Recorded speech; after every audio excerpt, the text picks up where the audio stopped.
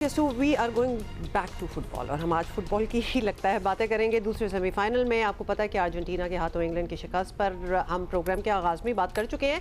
Match के 55th minute में Anthony Gordon ने गोल करके इंग्लैंड को बर्तरी दिलाई, जो कि 85th मिनट तक बरकरार रही। तो उनके तो दिल में आ गया था ना कि तो हम तो निकल गए बीच में से। लेकिन फिर वही हुआ जो कि इवेंट में अर्जेंटीना की पहचान जो है ना वो बन गया। वो एंड में आते हैं और मैच के आखिरी 5 मिनट में अर्जेंटीना ने 2 गोल स्कोर करके शानदार कमबैक किया और जीत जो थी ऑब्वियसली अपने नाम कर ली। और बाय द वे इस मैच में इंग्लैंड ने कई ऐसी गलतियां की जिनका ऑब्वियसली फिर एंड में उनकी गलतियां ही सामने आई, जैसे कि नुमाया बर्तरी हासिल करने के बाद जरूरत से ज्यादा दिफाई हिकमत अमली भी इख्तियार करना था, जिसका अर्जेंटीना ने भरपूर फायदा उठाया। बहरहाल फीफा वर्ल्ड कप के फाइनल की दोनों टीमें आमने सामने होंगी इतवार को, और इतवार को न्यूयॉर्क के मेटलाइफ स्टेडियम में स्पेन और अर्जेंटीना का होगा मुकाबला। क्या माहौल होगा वैसे न्यूयॉर्क में? मतलब Spain is also a great team. Of course Argentina का नाम तो बहुत बड़ा इसलिए भी है because it has won the world cup so many times and also it is the defending champion at this moment as well. Abdullah, आपने मेरी सारी जो स्पीच थी ना वो ख़राब कर दी। खैर anyway, so this is something जो कि न्यूयॉर्क में संडे को अगर आप वहाँ हैं ऑब्वियसली, और क्या हो रहा होगा Abdullah, you are not going to miss that. और एक इसके अलावा हमने आपको एक बड़ी इंटरेस्टिंग किस्म की एक तस्वीर भी दिखानी है। तो स्पेन ने जी उनका जो डिफेंस है वो बहुत मजबूत है। इस पूरे वर्ल्ड कप में स्पेन ने अब तक सिर्फ एक ही गोल कंसीड किया, जबकि दूसरी जानिब अर्जेंटीना अपनी भरपूर तजर्बाकार टीम और खतरनाक काउंटर अटैक के साथ मैदान में उतरेगी। ये वो तस्वीर है जिसका हम बात कर रहे थे कि अर्जेंटीना चौथी मरतबा आलमी चैंपियन बनने के लिए मैदान में तो उतरेगी, लेकिन इस दफ़ा मैदान में लमीन यमाल और मेसी भी आमने सामने होंगे। One is 19, the other is 39, और इनकी एक आइकॉनिक फोटो शूट है। ये जो आप देख रहे हैं ना, तब शायद शायद क्या किसी को नहीं पता था कि ये जो बच्चा मेसी ने उठाया हुआ है इस तस्वीर में, वापस लाएं जी तस्वीर में, तो that is actually going to be, he is going to turn into a world class footballer जो कि अपने ही आइडल मेसी के अगेंस्ट खेलेगा। Like we are going to see 19 years पुरानी ये तस्वीर है। ये एक चैरिटी फोटोशूट था और एक यादगार मुलाकात भी। और जो लमीन यमाल है उनकी फैमिली तो कहती है ये इनके गॉडफादर भी हैं साउथ अमेरिका में। अब तो यही लगता होगा ना।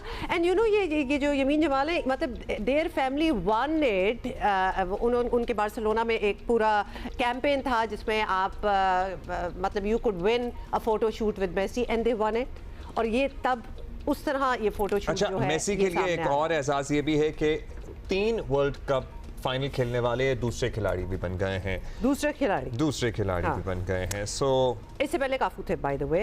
अच्छा, तो there are a lot of things that are happening. लेकिन ये मुझे फोटो शूट इतनी अच्छी लगी। हु वुड हैव थॉट, मतलब इसको कहते हैं कि आप कोई चीज़ मैनिफेस्ट करें, मतलब कि आप यू आर अ बेबी, और एक मेसी जैसी चीज़ जो कि 20 साल से ही ऑब्वियसली हम उनको जैसी चीज़ कैसी है?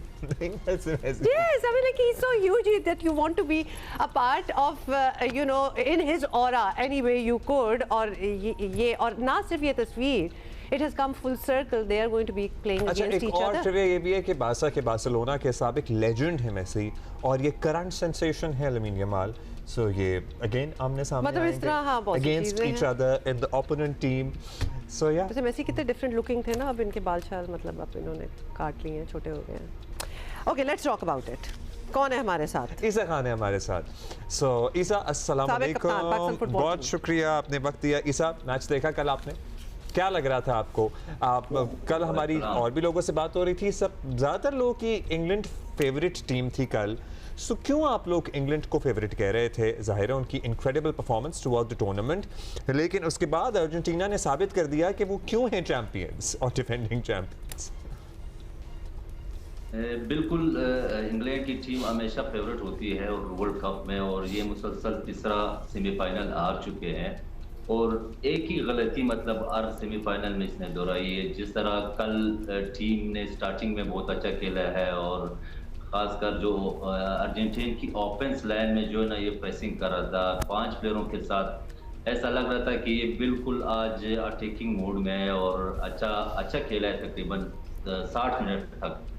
जैसा इस हमेशा ये गोल करते हैं और इनकी स्ट्रेटजी चेंज हो जाती है, सारा डिफेंसिव पे आ जाता है, और हमेशा जो है ना जितने भी सेमीफाइनल ये हार चुके गोल करके जब ये डिफेंसिव हो जाता है तो उसमें जो है ना ये फिर मार खाती है। और कल भी हमने देखा ईसा, ये सवाल जो है ये ईसा आप हमें बेहतर समझा सकते हैं, सिंप्लीफाई कर दें कि एक गोल जब इंग्लैंड ने कर ही दिया था कल के मैच में और कितनी देर तक उनकी बर्तरी जो है वो रही, उनको तो यही लग रहा होगा कि हम पास कर गए हैं ये पूरा इम्तिहान, लेकिन फिर वो इतने डिफेंसिव कैसे हो गए, डिफेंसिव फुट पे कैसे आ गए?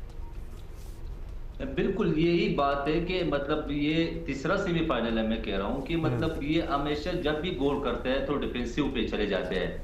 और कल हमने देखा था कि तकरीबन जब ये डिफेंसिव पे चला गया था तो 18 यार्ड के अंदर डिफेंस करा था और मुसलसल कोच ने चेंजेस किया है, जो कि उनके ऑफेंस की जो प्लेयर्स थे उनको चेंज किया है, डिफेंस की 2 और प्लेयर डाल दिए है। तो मतलब इस तरह इतनी बड़ी टीम के सामने 18 यार्ड बॉक्स में जो है ना डिफेंस करना और गोल बचाना ये नामुमकिन होता है। और आप अर्जेंटीना की टीम हमने देखा हुआ है, जब भी ये गोल खाते हैं तो इसका मूड एक मुख्तलिफ चेंज हो जाता है और ये इतनी अटैकिंग मूड में आ जाता है कि फिर उनको रोकना मुश्किल हो जाता है। तो कल भी जो हमने देखा था, जो फर्स्ट गोल हुआ है कि पूरा टीम 18 यार्ड में और डी के बाहर एक प्लेयर जो जिसने गोल किया है।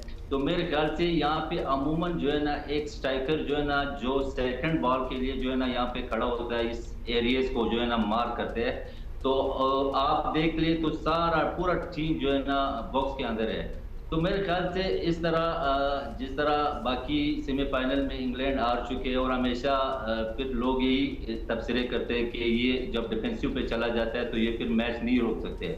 तो कल भी उसी चीज गलती को फिर दोबारा से कोच ने किया है, जो कि मेरे हिसाब से जो है ना जो कि टीम को बिल्कुल जो कि एक अच्छा शेप में था, एक अच्छा फुटबॉल खेल रहे थे, तकरीबन 60 मिनट वो इतनी बेहतरीन पॉजिटिव फुटबॉल खेला है। और उसके बाद जब ये डिफेंसिव पे गोल करने के बाद चला गया तो मेरे ख्याल से टीम का जो है ना उसी टाइम से जो है ना पता चल गया कि अब उनको अर्जेंटीना को रोकना मुश्किल होगा। अच्छा, अब आप बताइएगा कि अर्जेंटीना वर्सेस स्पेन, आपको क्या लग रहा है किसका पलड़ा भारी है? देखो, स्पेन की टीम जो है ना जिस तरीके से एक बहुत स्ट्रांग ओपोनेंट को, फ्रांस को जो उस दिन बिल्कुल जो सेमीफाइनल में बेबस किया है, मतलब एक बेहतरीन, देखो हर टीम के लिए जो 90 मिनट है और जो टीम की प्लानिंग होती है कि वो कौन सा टीम जो है ना उस पर पूरा 100% इम्प्लीमेंट करेगा।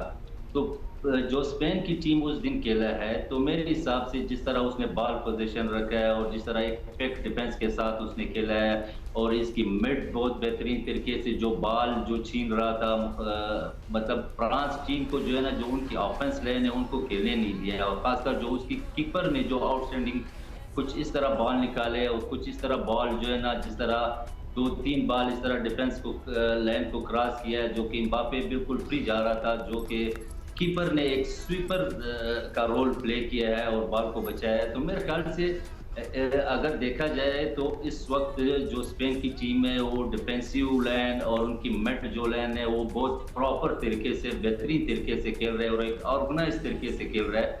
और खासकर जो उनकी बॉल पोजीशन है ना, वो उनकी जो पासिस है, पासिस क्वालिटी वो बहुत अच्छे है। तो मेरे ख्याल से एक अच्छा मैच होगा और जब तक मेरे हिसाब से स्पेन उस वक्त तक रिलैक्स होगा जब तक गोल नहीं करेगा। जब गोल करेगा तो मेरे ख्याल से फिर अर्जेंटीना टीम जिस तरीके से अभी हम देख रहे हैं कि जब भी गोल खाते हैं तो उसका जो अटैकिंग बिहेवियर है वो इतनी मतलब कि फिर उसको रोकना मुश्किल हो जाता है। और आपने देखा है कि वो बहुत अच्छे तरीके से कम बैक करता है और ये मुझे तीसरा मैच। अच्छा ईसा, ये भी बताइएगा कि ये दोनों टीमें जो हैं इनके बहुत से प्लेयर्स जो हैं, जैसे अर्जेंटीना के बहुत से प्लेयर्स जो हैं वो ला लीगा में खेलते हैं, स्पेनिश लीग है, उनके स्टाइल को भी बड़ी अच्छी तरह पहचानते हैं। ये चीज़ें हेल्प आउट करती हैं in the final eventual game जो अगेंस्ट ईच अदर, तो वो तो उनकी सीक्रेट्स को बीच में कुछ ना कुछ तो जानते ही हैं।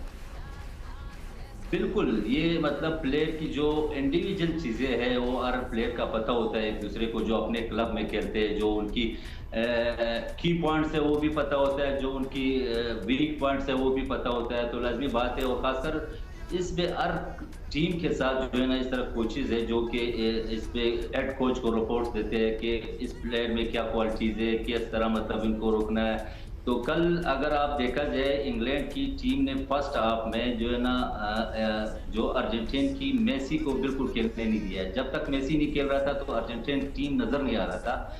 जैसा मेसी ने खेलना शुरू किया सेकंड हाफ में जो है ना राइट विंग की तरफ से जो उसने अटैक शुरू किया है, तो मेरे हिसाब से जो है ना फिर उसके लिए मुश्किल हो गई, क्योंकि इंग्लैंड की टीम मुसलसल जो है ना डिफेंसिव पे चला गया। जो पहले जो है ना इनको मार किया हुआ था वो प्लेयर भी डिफेंस पे चले गए। तो यही वजह है कि जो कोचेस जो है ना जो प्लान करते हैं या किसी प्लेयर के इंडिविजुअल प्लान होते हैं या पूरी टीम प्लान होता है, अगर उस पर पूरा इम्प्लीमेंट हो तो नजर आता है। फर्स्ट हाफ में इंग्लैंड जिस तरह खेला है तो बहुत अच्छे तरीके से खेला है। थैंक यू, बहुत शुक्रिया आपका। थैंक यू ईसा भाई। Thank you, Isa. That's all the time we have. It's going to be a rocking match because वो हम कहते हैं ना may the best teams win. तो ये most deserving दो teams थी that proved time and again during the entire tournament. 48 countries थी पूरी इस tournament में that they deserve to